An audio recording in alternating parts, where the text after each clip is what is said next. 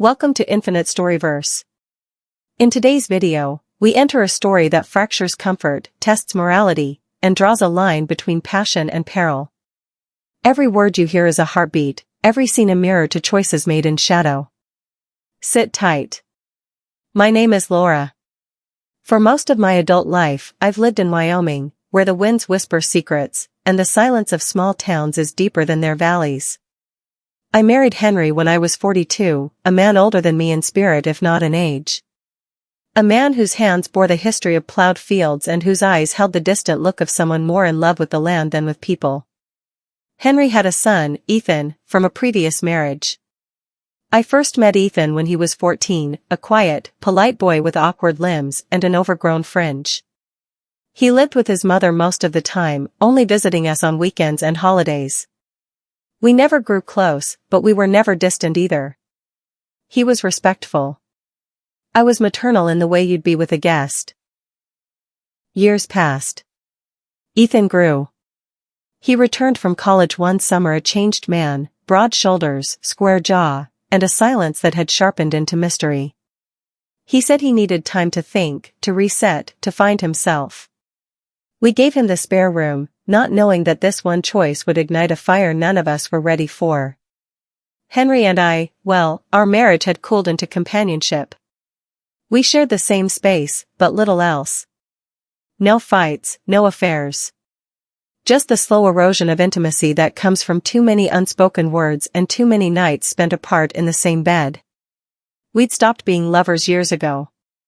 Now, we were cohabitants in an aging house. And then came the night that changed everything. It was late. The kind of silence that only comes after midnight had settled in. I couldn't sleep. The fan hummed above me, and Henry's soft snore drifted down the hall. I got up for a glass of water, padding barefoot through the dim kitchen. That's when I heard it. Soft grunts. Breathless murmurs. The faint rhythm of a bed creaking. The door to Ethan's room was ajar. I don't know what compelled me to look. Maybe it was curiosity. Maybe it was something darker. But I peeked in, expecting. I don't even know. Not what I saw.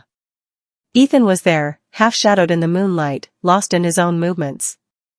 His breath hitched in rhythm, and then I heard it. My name.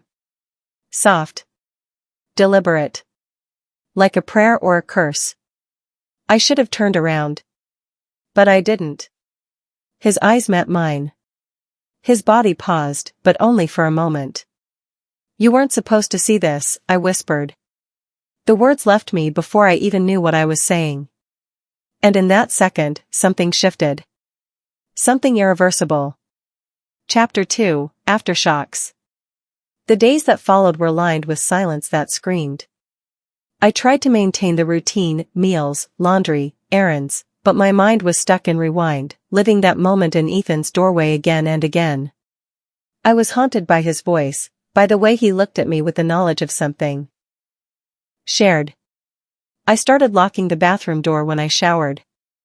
I kept my bedroom door shut. I avoided being in the same room with him alone. But it didn't matter.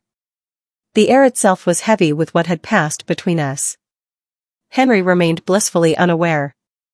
One morning, over breakfast, he asked if I wanted to join him and Ethan in Cheyenne. I shook my head, said I had errands, a headache, anything to avoid that road trip. Ethan looked at me, silent. But his expression said more than words could. He wasn't letting go. Late one afternoon, I was folding laundry when Ethan walked past the living room, shirt clinging to his chest from the heat of the day. He paused at the threshold. You always do the laundry? He asked. Someone has to, I muttered, not looking up. He stepped inside. I felt it in my spine. You still smell like that perfume. I haven't worn it since. Since that night, he finished for me. Don't lie. It's faint. But I know it. I turned to face him, ready to snap. But he was closer than I thought. Too close. What do you want, Ethan? He didn't blink. The truth. That's all I've ever wanted. You don't know what the truth costs, I said. Maybe, he replied. But I know what lies do. They rot people from the inside out. I dropped the shirt in my hands. You're not a victim here. And neither are you, he countered.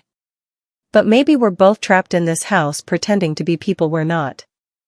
That night, I slept on the couch. I couldn't bear being in the same bed with Henry, not while my conscience screamed and Ethan's words kept echoing. When the weekend finally arrived, I watched from the kitchen window as Henry and Ethan loaded up the truck. Ethan caught my eye as he climbed in. No smile. No smirk. Just a steady gaze that promised the story wasn't over. They drove off, gravel crunching beneath the tires, dust rising into the air like the past itself being disturbed. I exhaled, long and deep. I had a week. 7 days to breathe, to think, to figure out how to rebuild whatever pieces of myself I had left. But I was wrong. Because on the second day, I found a letter. Tucked under my pillow. My name scrawled across the front. Inside, Ethan's handwriting. Sharp, careful. Laura. I didn't leave this to stir the pot. I left it because I know you. I see you. And I don't believe this story ends here. I know you'll want to burn this. Maybe you should. But read it first. You told me to go. So I did. But this isn't about one night. This is about all the nights before, when we passed each other in that tiny kitchen and your hand brushed mine. When you leaned a little too close over the sink. When you wore dresses that made me forget who I was supposed to be. I didn't imagine that. And you didn't either. So here's my truth, you woke me up. Not just that night. Long before. You made me want. You made me feel.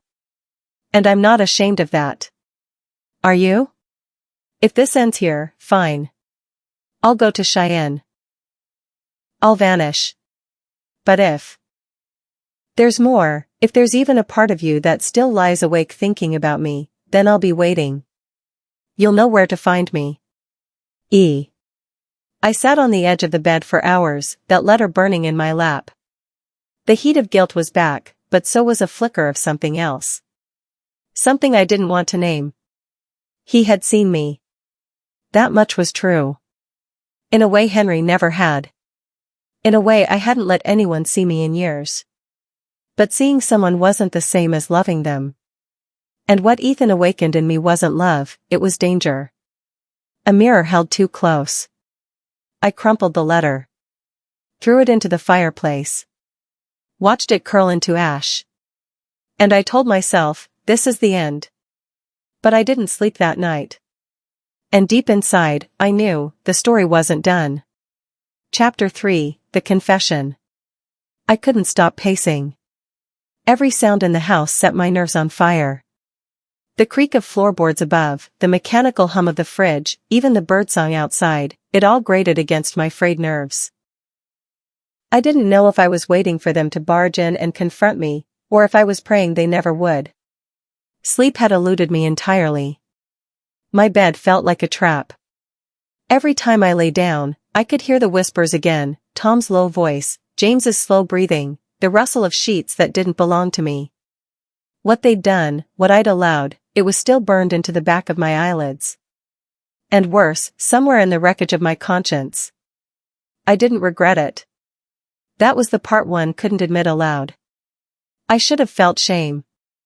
I should have collapsed into tears, packed a bag, vanished. But I didn't. Instead, I sat at the kitchen table the next morning, staring into my coffee like it held all the answers. They entered the kitchen together. I stiffened. Tom walked straight to the fridge, calm as a summer breeze. James followed, slower, more careful. He glanced at me, lips parting like he wanted to say something. Then thought better of it. "Morning," Tom said. James echoed the greeting, quieter. I nodded. My voice was gone. Tom leaned against the counter, biting into an apple like we hadn't crossed any forbidden lines. Like this was just another Tuesday. So, are we going to talk about last night? He asked casually. My fingers clenched around the mug. There's nothing to talk about, I said. It was a mistake. Tom raised an eyebrow. Was it? James sat down beside me. You were different last night. Not like before. Because it wasn't supposed to happen. I hissed. James flinched. Tom didn't. But it did, Tom said. And you didn't stop it. I stood up too fast. My chair scraped the tile like a warning shot. You're just boys. Tom cut me off. No. Don't do that. Don't act like this was some manipulation. We're not children, and you're not a victim.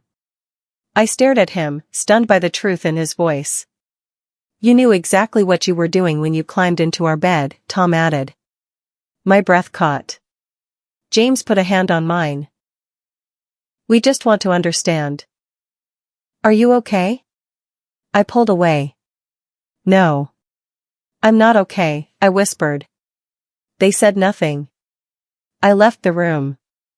Later that night, I stood in front of the mirror, brushing my hair. My eyes looked haunted. A knock at the door startled me. It was James. Can I come in? I hesitated. Then nodded. He stepped inside and closed the door softly. I needed to say something, he began. What happened, it meant something to me. I don't know if it did to you, but it wasn't just lust. Not for me. James. He held up a hand. Let me finish. I stayed quiet. I've watched you try to hold everything together since Mom left. You put up with Dad's absence. You raised us more than he did. And I never said thank you. But I also never stopped wanting more from you. My heart slammed against my ribs. That's wrong, I whispered. But it's real, he said. Tears sprang to my eyes. Don't you think I know how broken that makes me? I choked out. But I can't keep pretending like I haven't felt it too. James stepped closer. Then stop pretending. I looked away. He gently turned my face back toward his. And then he kissed me. This time, I didn't stop him.